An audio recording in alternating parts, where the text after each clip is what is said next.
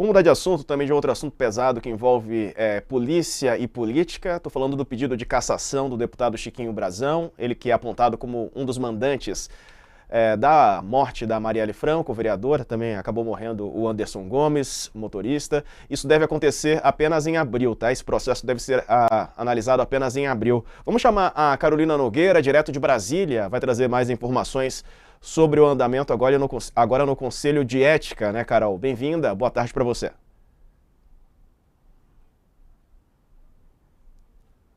Ainda não, ainda não.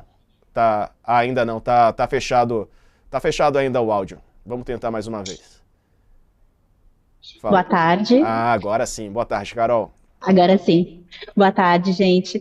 Então, hoje o Conselho de Ética aqui da Câmara recebeu, né, a representação do PSOL pedindo a cassação do Chiquinho Brazão, né, que é acusado aí, né, de ser um dos mandantes da morte da vereadora Marielle. Só que esse processo, né, a abertura desse processo só deve acontecer na segunda semana de abril.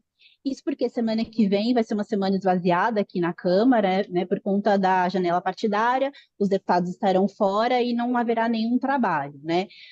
Com a abertura desse processo, o presidente do conselho, o Lomanto Júnior, ele vai escolher um relator, que não pode ser nenhum deputado do PSOL, né, por ser autor da ação, né? E aí esse relator, ele precisa apresentar um relatório preliminar dizendo se esse processo deve seguir adiante ou se deve ser arquivado, e aí depois, se o conselho optar por seguir adiante, aí começa uma nova fase, né, de apreciação, de coleta de informações, para embasar o relatório final. É importante a gente sublinhar aqui, Diego, que esse processo, a abertura dele começa na segunda semana de abril, mas o prazo mínimo para terminar é de 3 meses. Então, assim, tem um prazo aí bastante extenso, né? Esse processo não vai terminar em abril, não vai ser uma coisa rápida.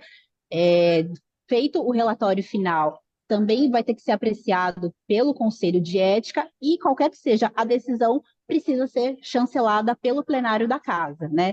Lembrando que a Casa também, a partir da segunda semana de abril, deve voltar a analisar o pedido de a prisão, né, do deputado Chiquinho Brazão, né, pedida aí pelo ministro do STF, Alexandre de Moraes, que está aqui em suspenso. Ontem a CCJ começou a análise dessa prisão, mas aí houve um pedido de vista de um deputado do Novo, e aí está em suspenso, só volta agora na segunda semana de abril.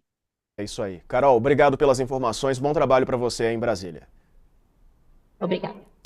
Pessoal, vamos ver juntos aqui o que disse o presidente do Conselho de Ética nessa questão e analisando a possível cassação do Chiquinho Brazão. Vamos ver.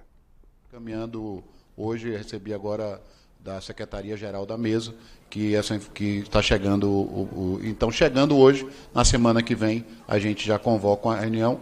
Aliás, não sei se é a semana que vem, não sei se terá sessão virtual ou se não terá sessão nem virtual. Eu acho que não havendo nenhum tipo de sessão para a semana posterior. Se houver, mesmo que seja virtual, eu me comprometo a estar aqui para poder fazer o sorteio, até inclusive porque para o sorteio, se eu não me engano, não necessita o quórum para fazer o sorteio, mas até por isso eu acharia importante a gente ter a presença de todos os membros do Conselho devido à importância e à gravidade desse assunto.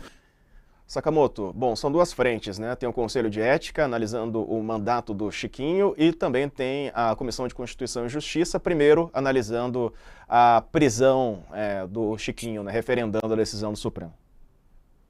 Bem, o Conselho de Ética, o pessoal entrou porque tem que entrar, mas o Conselho de Ética, a chance de não dar em nada, a menos que tenha uma condenação transitada e julgada do Chiquinho, é grande, né? Isso aí, gente, não deu em nada do Nicolas, não deu em nada de deputado dando tapa em outro, não deu em nada de tanta coisa. O Conselho de Ética, na verdade, ele está com freio de mão puxado, essa é a verdade, né? O Lira e as lideranças da Câmara não têm interesse em avançar com nenhum processo lá. Então, aquilo está com o freio de mão puxado. Com relação à CCJ, eles teriam 72 horas para analisar o caso, né?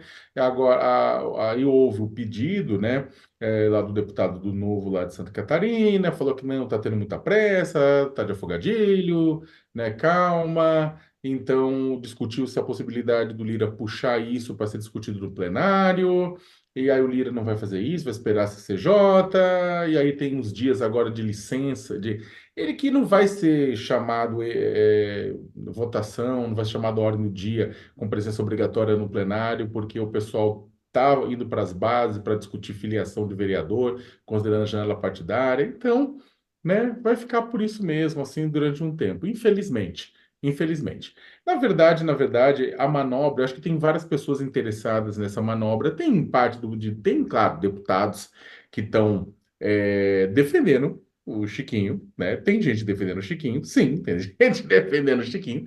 Tem gente, na verdade, interessada em mandar recado, tem muita coisa no meio na história. Do ponto de vista prático, o que que acontece?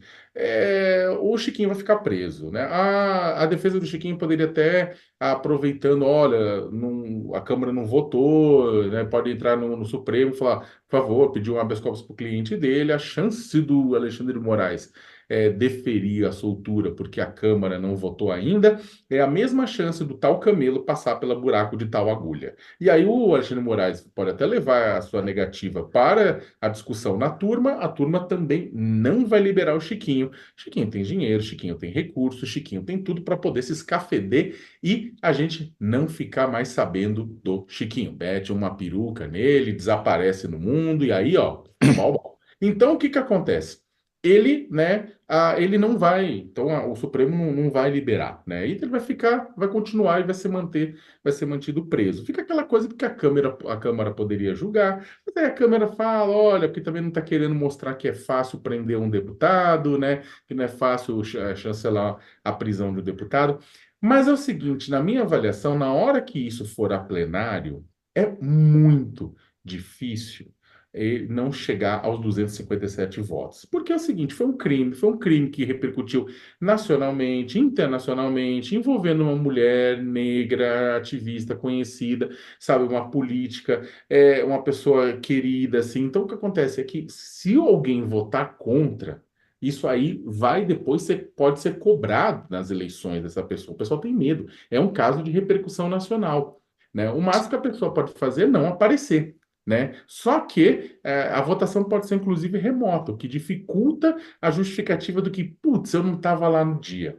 Então, existe toda uma enrolação, vários recados, várias coisas, mas no final das contas, vai ser votada a prisão dele e vai ser confirmada a prisão dele.